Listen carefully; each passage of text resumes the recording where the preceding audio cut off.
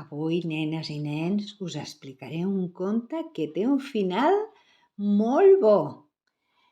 Un banquet bestial, d'Emma Yarlett.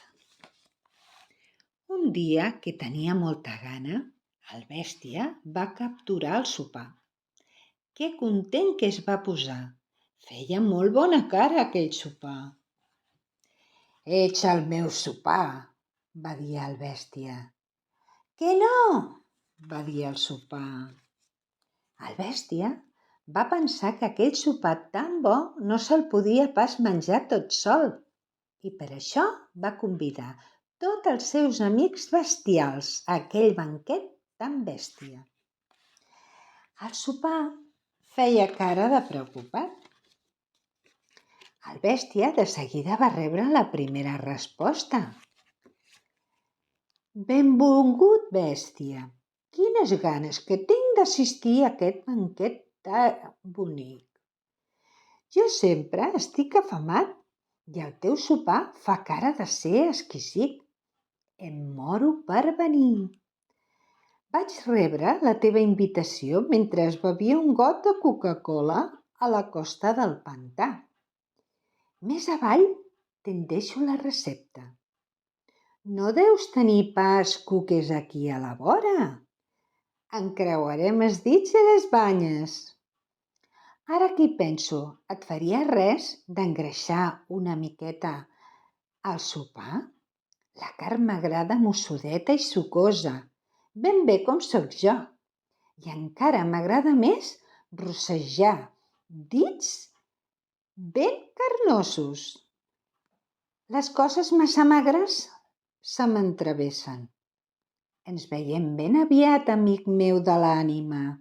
I recorda't, sobretot, a reservar-me els dits. Salutacions babejants. Baró menjatripes.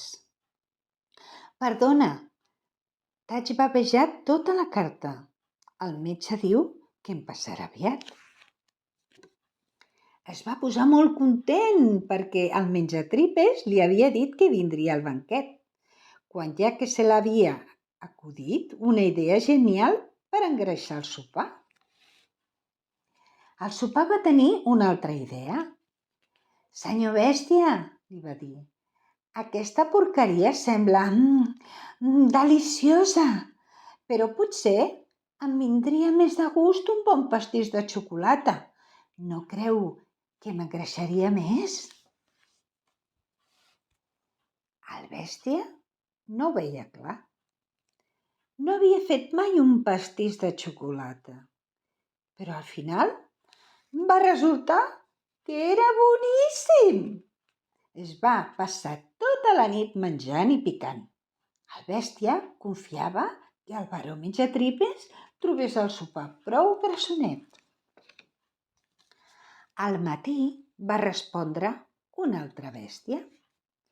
«El meu bèstia estimat, quina alegria tenir notícies teves. Jo també em moro per venir a tastar el sopar amb tu. Recordes la vegada que ens van cruspir al dinar a la vora del mar? Quins records! Ara que hi penso, podria servir el sopar tan salat com aquell dinar. M'agradaries al segle. Una abraçada, Madame Gàrgola. Espero que t'agradi el regal».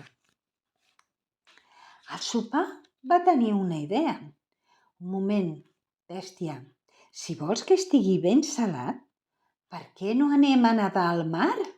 Seria molt més fàcil». El bèstia no havia nedat mai al mar.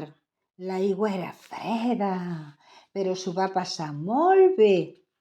Esperava que Madame Gàrgola trobés el sopar prou salat. Aviat van arribar més cartes. «Hola, bestiola, com va, sonat? Això del sopar a casa teva pinta bé. També vindrà el gegant Grunys. Necessitarem cadires grosses i racions dobles. El sopar ha de ser ben llafiscós i enganxifós. El Grunys diu que el millor és fer-lo rebossat amb molt de fang Ja l'has posat a la banyera d'esmocs? El grunys diu que durem els nostres trinxaossos particulars. Adéu, suau. El bèstia va pensar que no hauria d'haver convidat el gegant Gargall, però va començar a omplir la banyera de mocs igualment. El sopar, per sort, va tenir una altra idea. Amb això no farem res, bèstia, va dir. No és prou llafiscós ni de bon tros. Si vols un munt de llot i de fang, només podem anar a un lloc, al pantà llargadós. Al bèstia li agradava molt aquell pantà, a més, com que el sopar havia tingut molt bones idees, i se'n van anar al pantà llardós. El tobogan de fang era superdivertit. El bèstia creia que el sopar ja devia estar prou enfangat i agatxifós per complaure el gegant Grunys, però de sobte ja no tenia tantes ganes de menjar-se'l. A l'endemà va arribar una altra resposta bestial.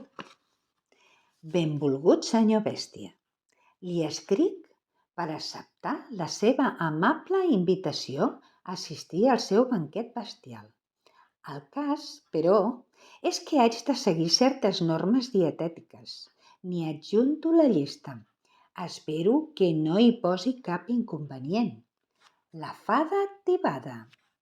Normes. Cal refredar el sopar després de coure'l.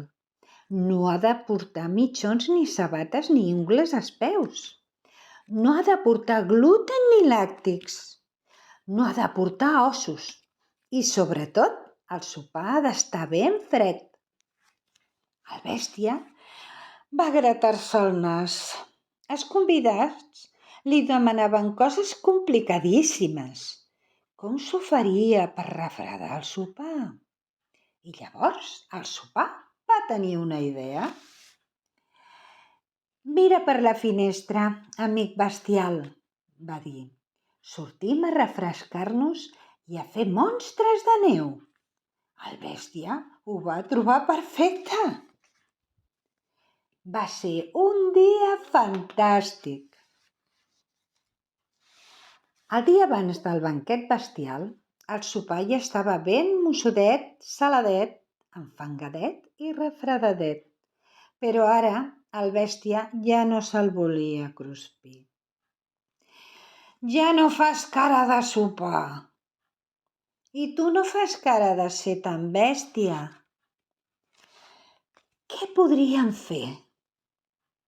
El bèstia va rumiar i rumiar. Podria deixar escapar el sopar o podria amagar-lo. Però llavors totes les bèsties s'enfadarien. No hi havia cap solució. Hauré de servir el sopar, va pensar el bèstia.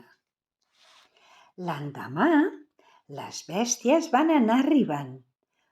Totes tenien una fam que no hi veien i moltes ganes de menjar-se el sopar. El bèstia les va rebre molt content. Passeu, passeu, va fer. He estat un munt d'hores cuinant. El sopar ja està a la taula. El sopar era boníssim. Hi havia dits de xocolata, gelats de pal, pastís de xocolata, crispetes salades. Va ser el banquet més bestial, més fabulós de la història. I el sopar també s'ho va passar força bé. Tot va acabar meravellosament. Espero que us hagi agradat. Una abraçada molt forta.